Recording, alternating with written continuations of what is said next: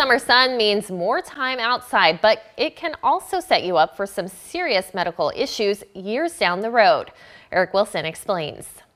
For about a week back in January, I was not on the air. As much as I'd like to say it was a vacation, this was pretty much the opposite. I had skin cancer surgery.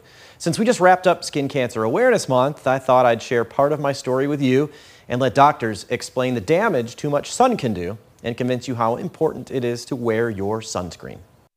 That semi-enthusiastic thumbs up shows the start of a busy couple of days this past January, but the real beginning was likely decades ago.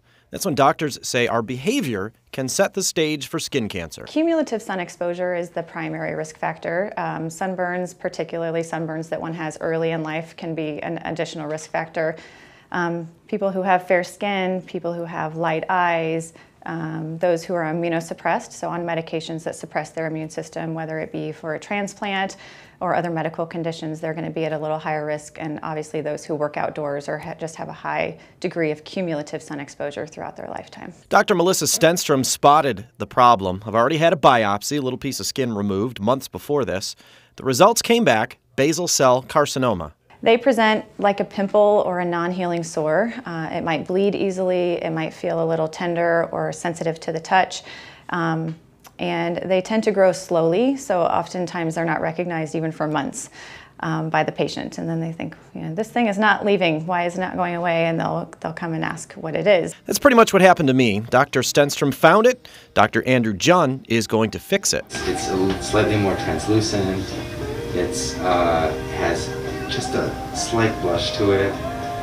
It's slightly shinier, it's slightly more red. He's prepping me for a procedure known as Mohs. This isn't my first rodeo with Mohs. Almost exactly 2 years ago, I had 3 separate pieces of skin removed on different parts of my face. Dr. Jun's taken care of all the cancerous spots. This one, on my nose, is a little smaller than a dime. Because of where the spot is, Mohs seem to be the right move. It's best for skin in specific areas. Primarily the face, and especially around the eyes, ears, nose, or mouth. Of course, there's always the option to leave it alone. Basal cell isn't as dangerous as melanoma, but not doing anything can create problems. It gets slowly larger, almost imperceptibly to the patient, so at first it doesn't seem like a big deal, but it grows deeper and wider with time, so eventually it could invade nerves, blood vessels, become a large non-healing sore that can lead to pretty extensive removal and then closure, which can lead to plastic surgery. So the longer something is left, the more difficult it is to remove. This is the first step of the 2-part Mohs process. That skin that was removed heads to the lab where it's sliced very thin. The idea is that you're removing what you see of the skin cancer with a very small margin of normal appearing skin and then processing the tissue in such a way that it evaluates the entire 360-degree margin. So the lateral and base is entirely evaluated here in the clinic by the surgeon.